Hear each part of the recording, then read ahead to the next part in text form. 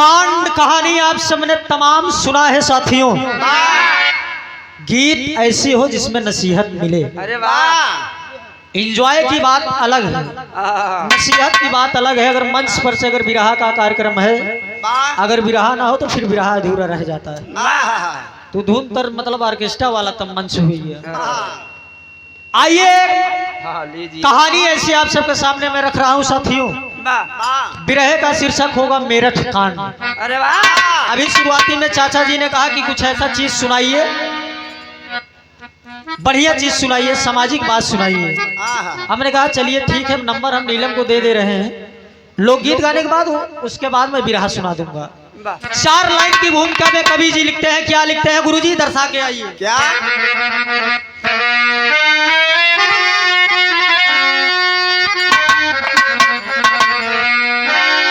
तंग दस्ती में बस्ती के जो लोग हैं, जो अनाथों के साथ को देते नहीं, घर गरीबी रहे पर गरीबी रहे, किस दशा में है वो हाल लेते नहीं। डूब जाए भले नाव मझधार में, डूबती नाव आकर के खेते नहीं।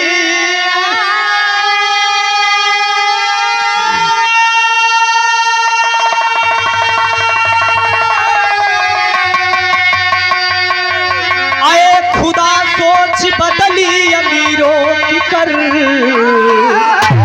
जो गरीबों का हक उनको देते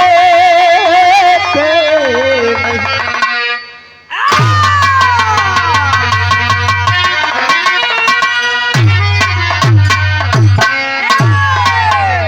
आए खुदा सोच बदली अमीरों की कर, जो गरीबों का हक उनको देते नहीं। विरहा में एक लाइन कव्वाली का टुकड़ा गुरुदेव कैसे। मदीने वालों से, अरे मदीने वालों से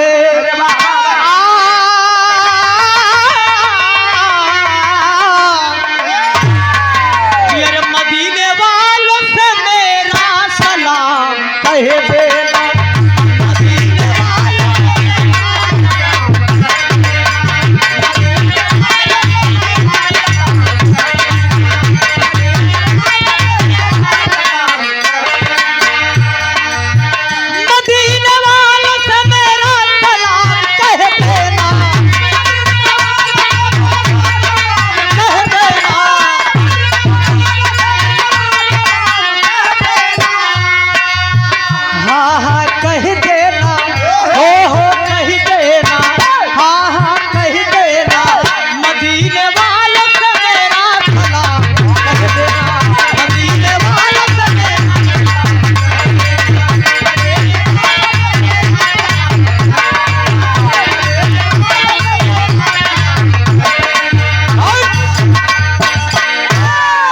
तो कव्वाली का भाव रहे, लेकिन गीत के भाव में कवि जी लिखते हैं। क्या लिखते हैं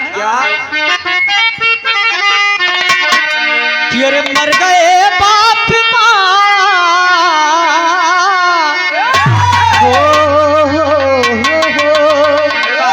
अरे मर गए बाप माँ खाने तंग दस्ती।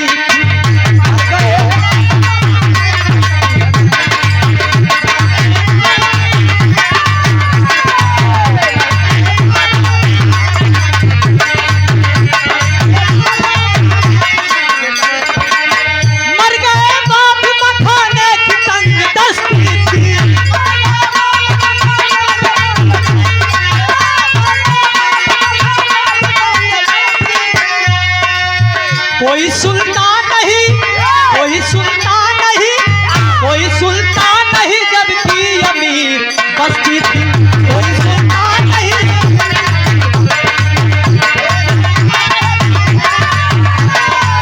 बहुत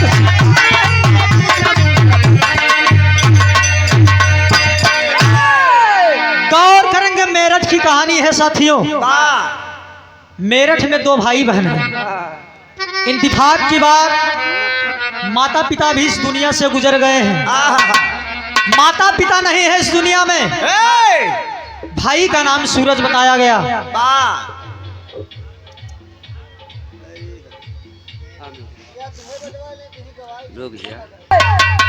दो भाई बहन है, भाई का नाम सूरज बताया गया, बहन का नाम शीला है। माता पिता इस दुनिया में नहीं है। बड़ी सामाजिक कहानी है साथियों।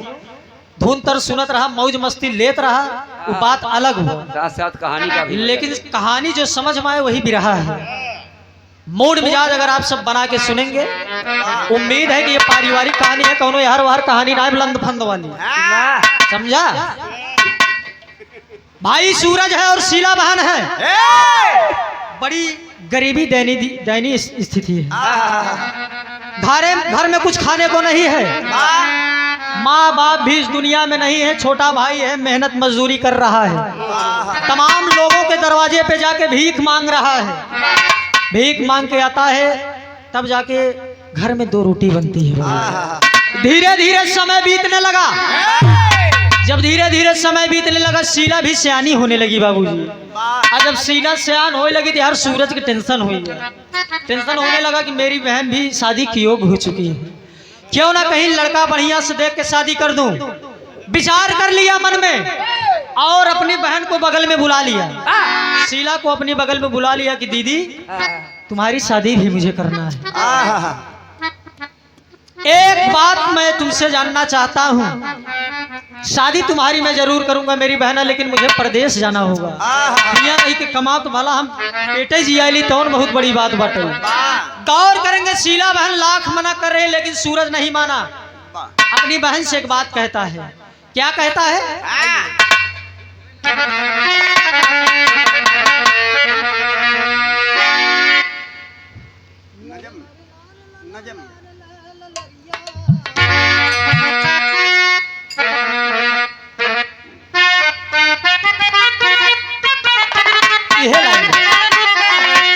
सोनवा के रूप महल कांच के केवड़िया, कांच के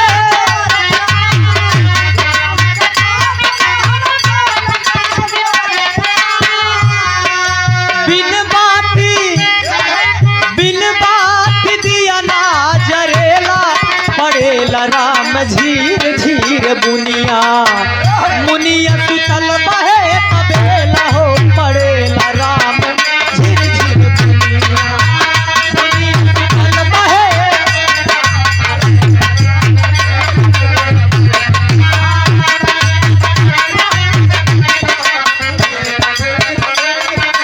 लेकिन आज सूरज मन में विचार कर लिया, अपनी बहन से कह रहा कि मेरी दीदी मैं प्रदेश अवश्य जाऊंगा। बड़ी कम समय की कहानी है साथियों। आज सूरज अपनी दीदी अपनी बहन से कह रहा है। क्या कह रहा है?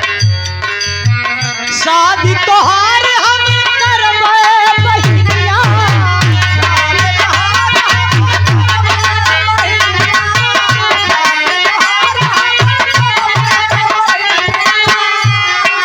खाई के बनाही ठिकनवा बिरनवा, विचार करे मन में, अरे बिरनवा विचार करे मन में, नयनन से बरस हो सवनवा, बिरनवा विचार करे मन में, नयनन से बरस हो।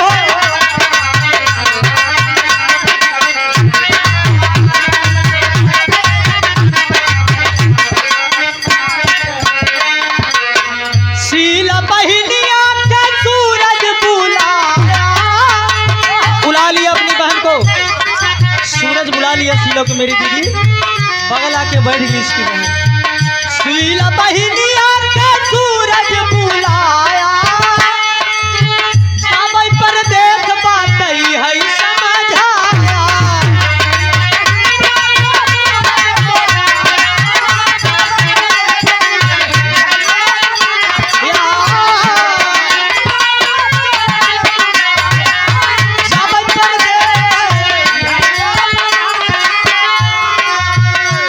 अरे पूरा करबे, पूरा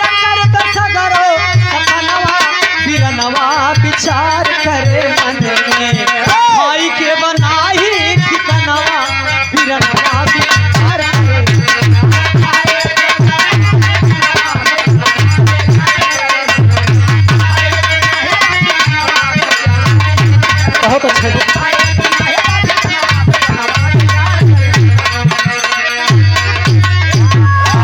और आज गौर करेंगे बाबूजी, सूरज अपनी बहन को छोड़ के आज मुंबई प्रदेश के लिए कमाने के लिए चल दिया कि अगर मैं कमाऊंगा नहीं तो मेरी बहन की शादी कहां से होगी।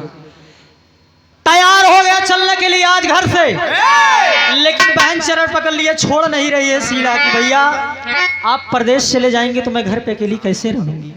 लेकिन सूरज कह रहा है कि मेरी बहना तेरी शादी भी तो करना है ना मुझे। गौर करेंगे बाबूजी, सूरज चल दिया तो कहता है कि अरे सगाई तो हरी कर बई बहिनी, अरे राम सगाई तो हरी कर बई बहिनी, अरे घर पे रहा अकेली या बई दूर कमाई, सगाई तो हरी कर बई बहिनी, घर पे रहा अकेली।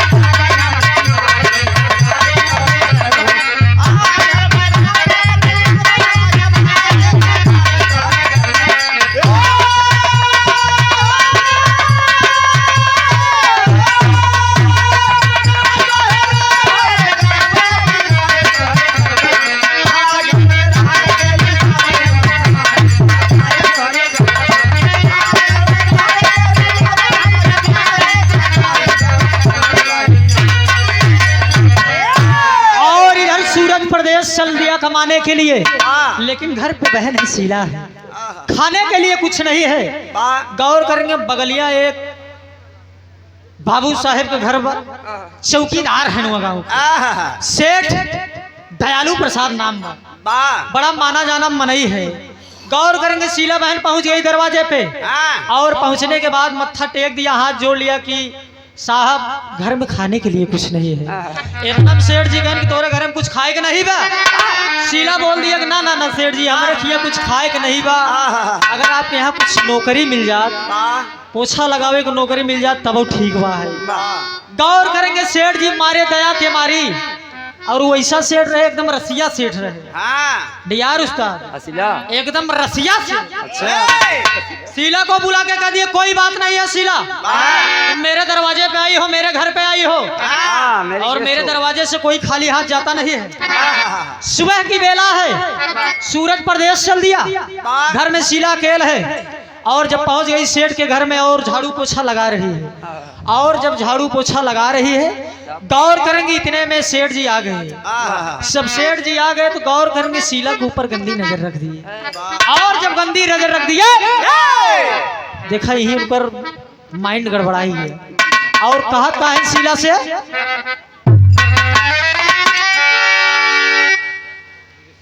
कि मेरे हाथों में आज शीला शर्माई गई। शीला छुड़ा रही है लेकिन सेठ जी छोड़ता ही नहीं है। आए शीला तुम मेरे यहाँ नौकर की काम कर रही हो तो का पैसा हम ऐसे नहीं देते, जो मैं कहूँगा वो तुम्हें करना होगा। आखिरकार गौर करेंगे बाबूजी, शीला का हाथ जबरदस्ती सेठ जी पकड़ लिए, और आदरणीय देखे फूफा जी की तरफ से, नीलम जी के फूफा जी की तरफ से 51 रुपया का पुरस्कार बा। बहुत बहुत प्रणाम है, आशीर्वाद की प्रतीक्षा है। यही कह रहे कि मेरे हाथों में, अरे मेरे हाथों में, मेरे हाथों में 9 चूड़ियां हैं, मेरे हाथों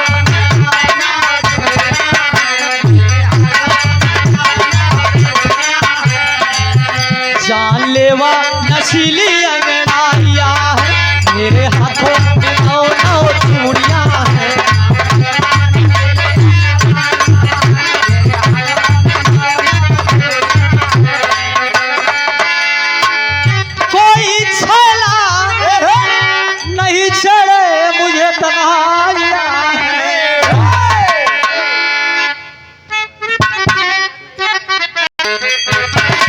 बहुत अच्छा।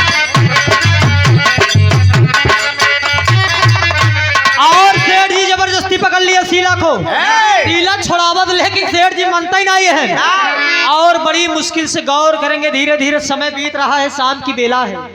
आज शीला रोने लगी कि सेठ जी मैं आपके यहाँ नौकरी की काम कर रही हूँ, गरीब हूँ मैं, गरीब हूँ मैं, लेकिन अपनी इज्जत को नहीं बेचूंगी।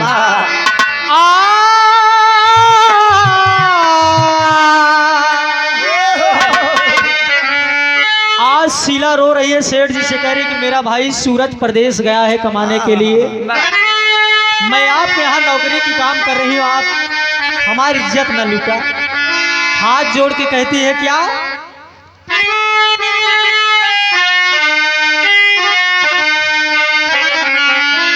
रोई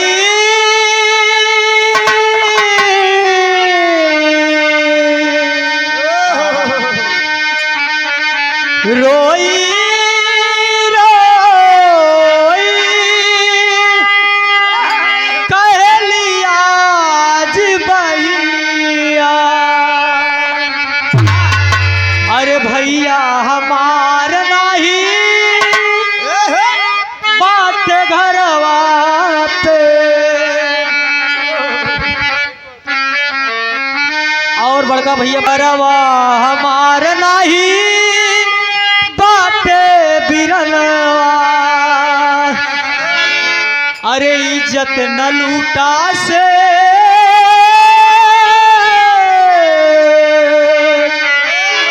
अरे इज्जत न लूटा से माना मोर कहलवा, अगला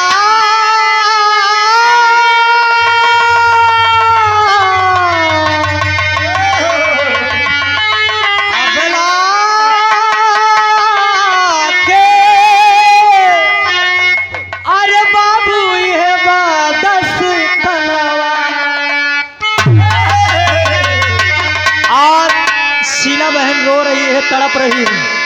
सेठ जी के आगे हाथ जोड़ लिया कि सेठ जी मुझे जाने दीजिए, लेकिन गौर करेंगे सेठ जी मारे गुस्सा में, आए शीला तुम मुझे अपना इज्जत नहीं लूटने दे रही हो, तुम मेरे यहाँ काम करती हो ना, जो मैं कहूँगा वो तुम्हें करना होगा। शीला हाथ जोड़ ले, सेठ जी हम तोरे यहाँ खाली झाड़ू पोछा काम करी थी, हम इज्जत लुटावे वाला काम नहीं करी। शीला कह रही है आज अगर मेरा भाई सूरज होता तो आज आप मेरी इज्जत को ना लूटते। सेठ जी मारे गुस्सा में तौली मारे, हर बार झटका ही लागे, बुढ़ाई के अवस्था में मोछा पोछा इठे लगे, तेरी लड़की की करी बताओ मतलब हमार बात न मनबे। सेठ जी कहते हैं अगर तुम मेरी बात शीला नहीं मानोगी, याद रखना अगर तुम मुझे अपनी इज्जत नहीं लूटने दोगी, इतना याद रखना तुम्हें तुम्हारी इज्जत को पता नहीं कितने लोग लूटेंगे। अगर तू हमका अपनी इज्जत न लूटे दे, तुम्हारी इज्जत पता नहीं कितना आदमी लूटी, हम कहा कहेंगे। लेकिन गौर करेंगे बाबूजी, शीला एकदम झुक गई है सामने सेठ जी की, सेठ जी मुझे माफ कर दीजिए, मुझे हर बात मंजूर है लेकिन मुझे अपनी आबरू प्यारी है, इज्जत मुझे प्यारी है। गौर करेंगे सेठ जी मारे गुस्सा में लिया एक बात चंपा बाई के कोठे पे लिया बेच दे, कहा चंपा बाई के कोठे पे, चंपा बाई के जब कोठे पे बेच दे, यह देखकर कहानी मोड़ ले लिया। आज सूरज बंबई स्टेशन पे बैठा है, रो रहा है, चिल्ला रहा है, कोई उसे उठाने वाला नहीं है, भूखा है, प्यासा है, नौकरी की तलाश में निकला है घर से। एक सेठ ट्रेन से उतरते हैं और चले जा रहे हैं, धीरे धीरे चले जा रहे हैं, इतने में नजर जब सूरज के ऊपर घूमी, सूरज रो रहा था, इतने में सेठ जी नजदीक चले गए, क्या बात है बेटा, और सूरज रो रहा है, हाथ जोड़ लिया कि सेठ जी आप बड़े दयालु इंसान लगते हैं। और सेठ जी इतने कह बेटा बात क्या है, सूरज बोल दिया कि मैं 2 दिन से खाना नहीं खाया हूँ। सेठ जी बोले कि तुम्हें खाना चाहिए, सूरज कह दिया कि मुझे खाना चाहिए और मैं नौकरी की तलाश में निकला हूँ। और सेठ जी कहें बेटवा घबरा ना, हम है, चला तू हमारे यहाँ नौकरी करा, खाना पीना तो का टाइम से मिले। इधर सेठ जी सूरज के लिए आई चल रहे अपने घरे, वो नौकरी करत बा, और इधर ओकर बहिन कोठे पहुंच गई, और सूरज सेठ जी के यहाँ पहुंच गया, नौकरी कर रहा है, और इधर हरामखोर सेठ ले जाके बेच दिए चंपा बाई के कोठे पे, और लगी मुजरा करने, पाँव में घुंघरू बांध लिया, कहा रे पत्थर खू नाचा दिया, कहा रे पत्थर खू पत्थर खू पत्थर खू पत्थर खू, कहा रे पत्थर खू काहे जदुइया धारा पत्थर खू,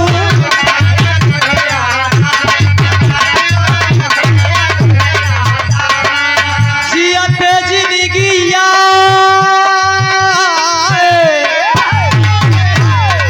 जियते जिंदगिया में हमनी के मारा हो पत्थर खू काहे जदुइया धारा पत्थर खू।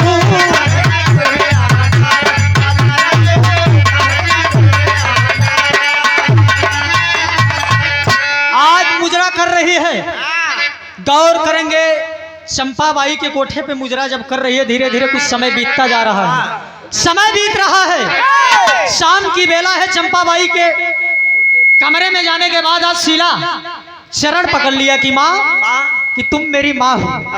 तुमने मुझे जन्म नहीं दिया, लेकिन तुम मेरी धर्म की माँ हो। मैं तुम्हारे कोठे पे मुजरा कर रही हूँ ना। और जब माँ शब्द सुनते ही गौर करेंगे बाबूजी, आज चंपाबाई पिघल गई। कितने दिन मुझे हो गया कोठे पे रहते हुए। तमाम लड़कियां आई और चली गई। मुजरा करना और करवाना चंपाबाई का पेशा है। लेकिन आज पहली ऐसी लड़की हो बेटी तुम, जो मुझे माँ शब्द से संबोधित किया। आज चंपाबाई गले से लगा लिया और घुंघरू पैर से उतरवा के फेंक फेंका तुम। शीला घुंघरू उतारे के बाद फेंक दे, कोने चला गया। हाथ जोड़ के कहने लगी कि माँ, मेरा भाई परदेश गया है कमाने के लिए। भाई मेरा परदेश गया है कमाने के लिए, घर में कुछ खाने को नहीं था। लेकिन ये सेठ गद्दार हरामखोर ले आने के बाद मुझे को आपके कोठे पे बेच दिया। मैं गरीब घर की हूँ, लेकिन मुझे अपनी आबरू प्यारी है माँ। आज चंपाबाई शीला की बात सुनने के बाद कहा, बेटी घबराओ नहीं, मैं तुम्हें घर पहुँचाऊंगी। आज मेरठ की पूरी कहानी जब सुनाती है शीला और एड्रेस पता दे दिया। चंपाबाई कहती कि बेटी मैं तुम्हें घर पहुंचाऊंगी। आज यहाँ की बात ही छोड़ दा। तैयारी होने लगी, शीला तैयार हो गई, चंपाबाई तैयार हो गई, कोठे से रवाना होने के लिए तैयार हो गई कि बेटी मैं तुम्हें घर पहुंचाऊंगी और तेरे भाई से मैं मुलाकात करवाऊंगी। और इधर जिस सेठ के यहाँ नौकरी कर रहा है सूरज, कहानी यही मोड़ ले लिया साथी। और जहाँ नौकरी कर रहा है सेठ की एक बेटी है बाबूजी। सेठ की एक बेटी है, सूरज के ऊपर दीवानी हो जाती है। अब देख लो, यही मामला यहाँ अटका रहा, यही मामला ससुर यहाँ अटका हुआ। सेठ की बेटी है, सूरज सोच रहा है कि मैं धर्म के पिता को मैं बनाया हूँ अपने, आप मेरे धर्म के पिता है। सेठ जी को कह रहा है, लेकिन अगर आपके घर में अगर मैं घात करूंगा तो मुझसे कभी ना इस दुनिया में कोई नहीं होगा। सेठ जी की एक बेटी है और सूरज को पकड़ के झूम गई, बोल दिया है सूरज, मेरी बात मान लो। आज देखो सूरज हड़कावत सेठ की बेटी है कि हमार बात मान लो, हमार बात मान लो, जितना पैसा चाहे हम दे, जितना पैसा चाहे हम देव, लेकिन तू हमार बात माना, हमारे साथ तुम्हें प्रेम प्रसंग करना होगा।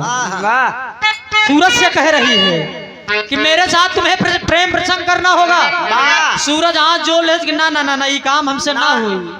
सेठ जी का अपन हम पिता माने हैं, अगर उनका हम पिता माने हैं तो तू हमार बहन भव। ना ना ना ना, ऐसा काम हम ना कही बाब। लेकिन आज सेठ बिजिया एकदम हड़काई देत का, अगर हमार बात ना मनबा तो हम एक जान झुठुआ लगी, कपड़ा वपड़ा फाड़ी, झुठुआ ही हो लगी, कपड़ा वपड़ा नोचे, कहूँ बाही कपड़ा नोच दिव्या, कहूँ यह बाही कपड़ा नोच दिव्या। और कहता हूँ सूरज मेरी बात मान लो, बात मान लो, अभी भी समय है। सूरज आज हाथ जोड़ लिए, ना ना ना ना, तू चाहे जमन करा, लेकिन हमका बात ना मंजूर बा आज। लेकिन सूरज को पकड़े के बाद झूम के कहा कि मन बना कहे रे सो मोरे रा, कहे रे सो मोरे रा, धीरे से गागर उतार लियो, ओ जी कहीं लचक न जाए कमारिया मोरे रा, धीरे से गागर उतार लियो, ओ जी कहीं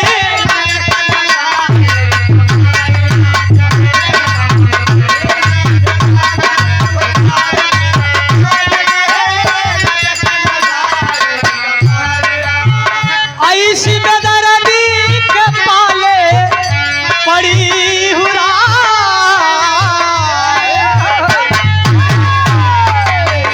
ऐसी बेदर्दी के पाले पड़ी हुरा, जोड़ा भरा ले बगारिया।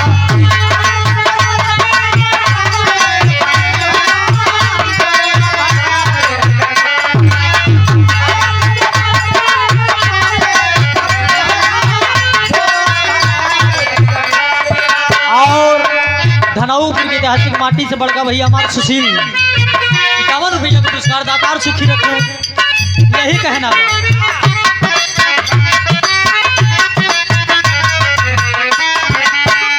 ऐसी बेदर्दी के पाले पड़ी हुरा जोड़ा भरा रे गगरिया पाले पड़ी हुरा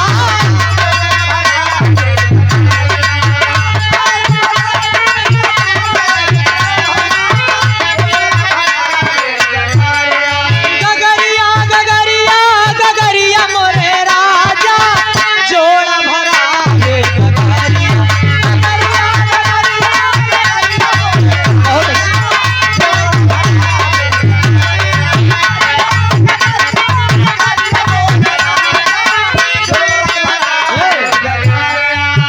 मैं ससुराल नहीं जाऊंगी मैं ससुराल नहीं जाऊंगी अरे डोली रख दो कहाँ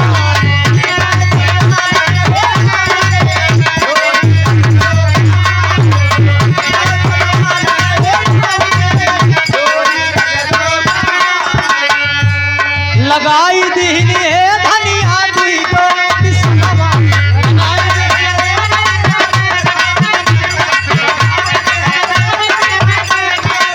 दुनिया में पतिव्रता अरे दुनिया में पतिव्रता बनाई के करनवा लगाई दीनी है धनिया दुई को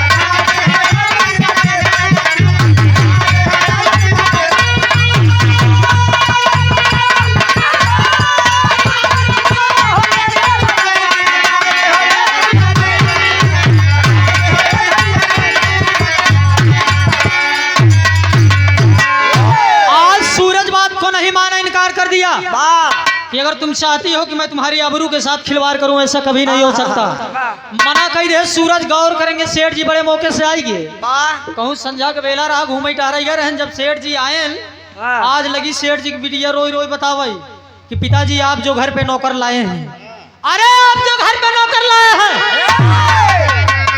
उसने मेरी इज्जत के साथ खिलवाड़ किया है मेरी आबरू को लूटना चाहा है इतना इलाज जो कपड़ा फटा रहा लगी दिखावई आज जब सेठ जी देखें कहन ओहो जिसको मैंने अपना धर्म का बेटा माना अरे जिसको मैंने अपना धर्म का बेटा माना हरामखोर वही आज मेरे साथ गद्दारी किया सूरज को बुला लिए ए मोर भैया बाजा नहीं बुलावत है सिटी जी हम सूरज सेठ जी बुलावत है समारा तनी बुला लिए सेठ जी सूरज को बुला लिए और बगल में खड़ा कर दिए और सवाल कर दिए कि सूरज तुम्हें मैंने अपनी बेटे की तरह माना है अरे मैंने तुम्हें अपनी बेटी की तरह माना है तुमने जो जो कहा है मैंने वो किया है सूरज लेकिन आज अफसोस की बात तुमने मेरी इज्जत के साथ खेला है क्या ये बात मैं जो सुन रहा हूँ सच है आखिरकार सूरज चरण में गिर गया कि सेठ जी ये बात सरासर गलत है आप मेरे धर्म के पिता हैं आपको मैंने बाप माना है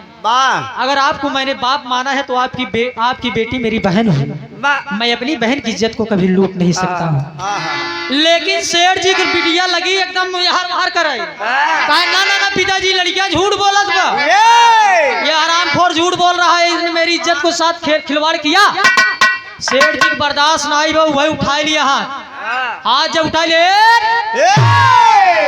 एक हाथ देवई बहन सूरज की आज जब एक हाथ सूरज पाए तो ढुनढुनिया गया जमीन भी गिर गया आज जब जमीन भी गिर गया उठ के कहा कि सेठ जी आपको मैंने अपना धर्म का पिता माना लेकिन आप मेरे ऊपर विश्वास नहीं किए सेठ जी कह रहे इतनी ही बात नहीं सूरज आज रात की बेला में मैं तुझे खत्म कर दूंगा तेरे पास बड़ा कम समय है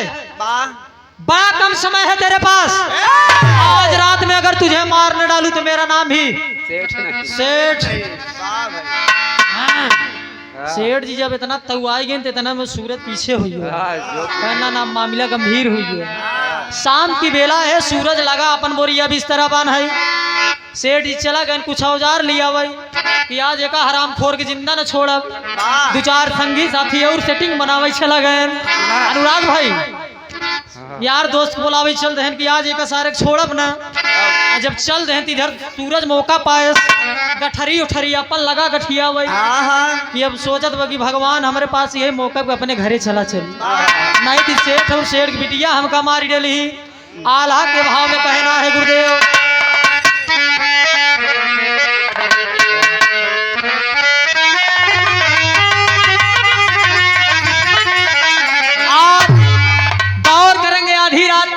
सूरज अपन बोरिया बिस्तरा बांधे, बोरिया बिस्तरा बांधे के बाद स्टेशन पे आया है बाबूजी। स्टेशन पे आने के बाद रो रहा है, अपनी बहन को याद कर रहा है और बिलख रहा है। घर की याद सता रही है ना। गौर करेंगे इधर बेश्या भी तैयार है, सीला लई जाएगी घरे, वो तैयारी बनाए, इधर सूरज तैयारी बनाएगा। आज जब स्टेशन पे पहुंच गया, जब स्टेशन पे पहुंच गया तो आल्हा वाली लाइन लग गई, हैदर उस्ताद वाली है।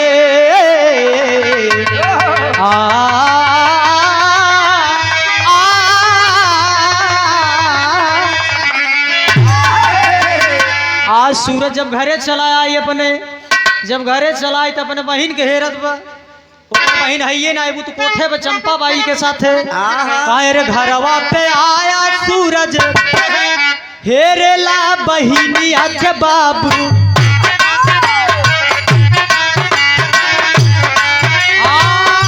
रहेला बहिनिया सूरज गवा घबरा।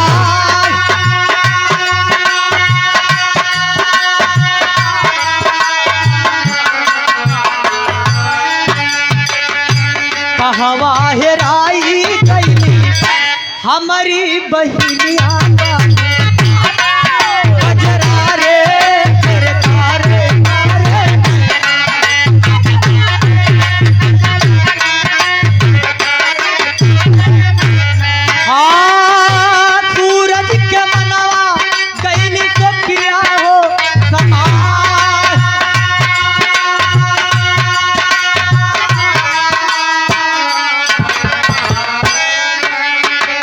सीला के लियाई बेस्या अवली भवनवा पंचो,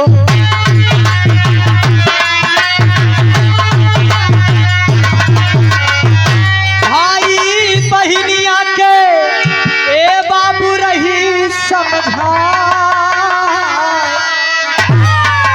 आज सूरज जब अपने घर पे आया है, अपनी बहन को खोज रहा है, तमाम मोहल्ले में जाके खोज रहा है कि मेरी बहन को किसी ने देखा है।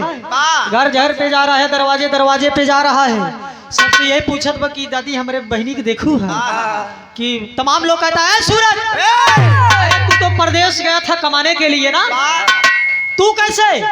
सूरज बोल रहा है कि दादी ऐसी ऐसी बात भाई, हम पैसा तो कमाए जरूर गए लेकिन हमारे बहन की याद हमका खींच लिया है। अपनी बहन को खोज रहा है, ओकर बहन कहूँ मिलता ही नहीं। ओकर बहन अगर घरे रहे तब न मिले, वो तो पहुंची है बेश्या के कोठे पे, चंपा बाई के कोठे पे। आज खोज रहा है, धीरे धीरे दिन बीत गया। एक दिन का भी समय बीता है साथियों, दूसरा दिन जब प्रारंभ हुआ, चालू हुआ है, सुबह की बेला है। गौर करेंगे बेश्या आज शीला को ले आने के बाद अपने साथ में ले लिया कि तुम मेरी बेटी हो, तुम्हें घर पहुंचाना मेरा कर्तव्य है। आज तमाम सामान को ले लिया, शीला सामान को ले लिया है, पूरा अटैची उटैची अपन तैयार कैले है। तैयार करे के बाद स्टेशन पे जब पहुंची, घर के लिए रवाना हो गई। और जब घर के लिए रवाना हो गई तो आज जब घरे पहुंची बाबूजी, जब घर पे पहुंची है तो अपने भाई को खोज रही है। भाई भी नहीं मिल रहा है, लेकिन तमाम लोगों ने बताया क्या है शीला है अपने भाई को खोज रही है ना। अरे तू अपने भाई को खोज रही है, तेरा भाई तुझे भी खोज रहा है। धीरे धीरे काफी दूर निकल गया, यही गांव में नहीं अगले वाले गांव पहुंच गया बा। आज जाए के अगर हेल्पू तब तुहार भाई मिले। आज बेश्या और शीला बहन पीछे पीछे चल दिया, दोनों लोग आराम कर रहा है, सूरज आराम फरमा रहा है, दोपहर की बेला है।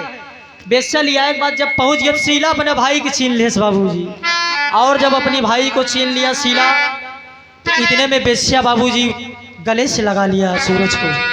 गले से लगाने के बाद कहा कि सूरज तुम सूरज हो ना, और सूरज कहा मैं सूरज हूँ।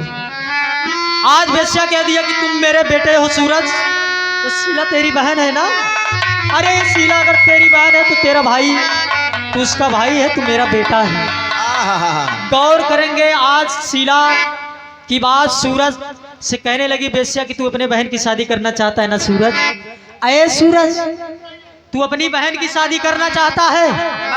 और इतने में सूरज बोल दिया हम अपने बहन की शादी करे चाहे तो भी तुम परदेश गए है कमाए। बेश्या कह दिया कि घबराओ मत, मैं हूँ, घबराना, हम ही तोरे बहन की शादी हम रचाऊ। गौर करेंगे बाबूजी आज बगल के गांव में बढ़िया से एक लड़कियां हेर दिए, और जब बढ़िया से एक लड़कियां हेर दिए, बात चला दिया, इनाम रुपया पैसा लेके आज वेश्या शीला के दरवाजे पे पहुंची। में आए हैं, यही लाइन है कि अरे हम तेरे शहर में आए हैं मुसाफिर की तरह, हम तेरे शहर में आए हैं मुसाफिर की तरह।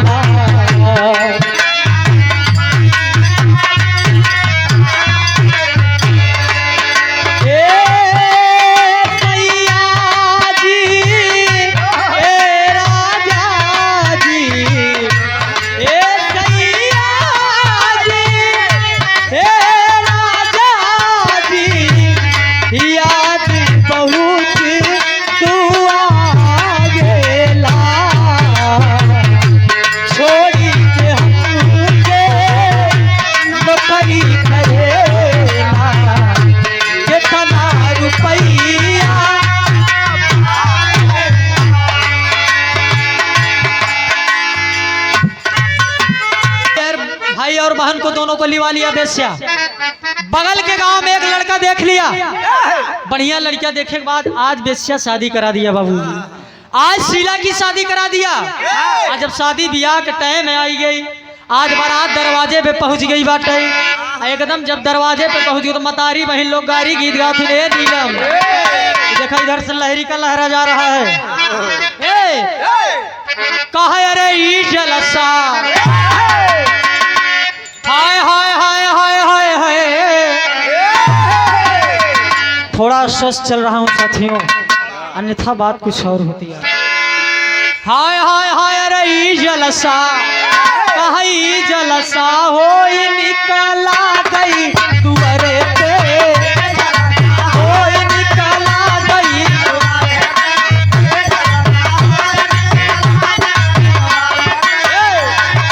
देवरा पे आना जब निकला गे।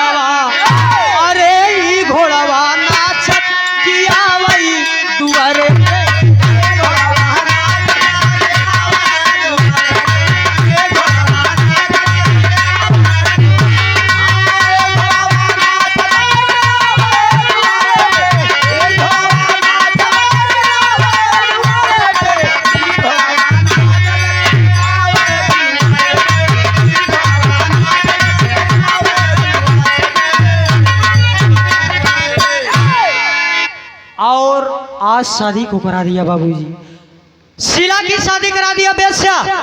सूरज घर पे है और चरण को पकड़ लिया कि माँ मेरे पास मेरी माँ की कमी खलती है, लेकिन आज मेरी माँ की कमी नहीं खल रही क्योंकि तुम मेरी माँ हो। सूरज माँ का दर्जा दे दिया, शीला अपनी माँ का दर्जा दे दिया। गौर करेंगे आज बढ़िया से शादी करा दिया। लोग बताते हैं बेस्या, लोगों की सोच गलत है साथी। बताते हैं कि तवायफ बेस्या नर्तकी गलत है ये चीज। तवायफ अगर मुजरा करती है तो अपने शरीर को नहीं बेचती है, अपने गले को बेचती है। एक तवायफ है अपने गले को बेचती है, अपने शरीर को नहीं बेचती है साथियों। और मेहनत मजदूरी कई के कमाई के खाए में कौन में शर्म नहीं है ना। जो लोग कहते हैं अरे यार मेहरारू कमाई खाद वो चूतिया है। आज के जमाने में बेटियां भी किसी से कम नहीं है। अब क्यों कह दे कि तमाम हमारी देश की बहन बेटियां एरोप्लेन उड़ा रही हैं, सेना में जा रही हैं, और उनका अगर कह दे कि मतलब यार घरे वाले की मतलब बेटिया बहन कमाई खाता है तो ऐसा सारन की जूता कहीं मारे। समाज में एक नई सीख होनी चाहिए, लड़कियां किसी से कम नहीं है और नीलम भी किसी से कम नहीं है। क्या कहूँ माशाअल्लाह दिया नजर आपकी, और साला जी चाहता है खींच लूं तस्वीर आपकी। देखा अभी खींच रहा हूँ तस्वीर, रुकिए। विराह भी मेरा समाप्त होने वाला है। लास्ट लाइन में कहना खड़ी के भाव में,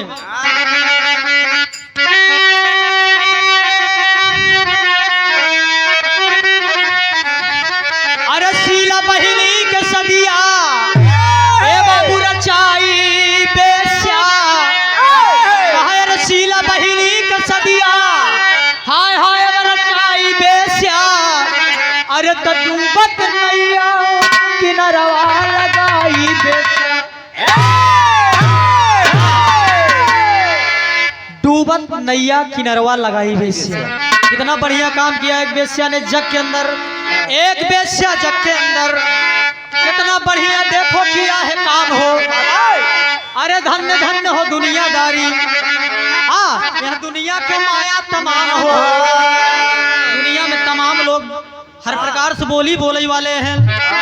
अरे डूबत नैया किनारवा, तुरंती दास में चल रहा हूँ।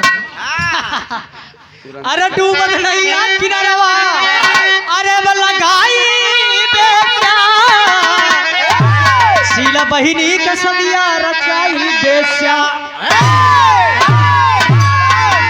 बहुत बहुत प्राम है। हमार विरह ही समाप्त हुआ। विरह के मेरा शीर्षक यही था, मेरठ कांड उर्फ एक तवायफ की ईमानदारी। कितना बढ़िया काम किया है। विरह हमारे ही समाप्त। और लास्ट लाइन में कहना है, महाबली गुरु बाबा दीन जी गईले स्वर्ग सिधारी।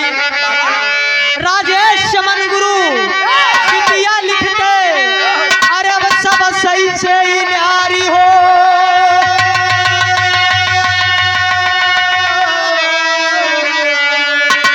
सगाई तोहरी कर भाई बहिनी, सगाई तोहरी कर भाई बहिनी। रोहित गाई गाई के बिरहा रहे चुराई। सगाई तोहरी कर भाई बहिनी।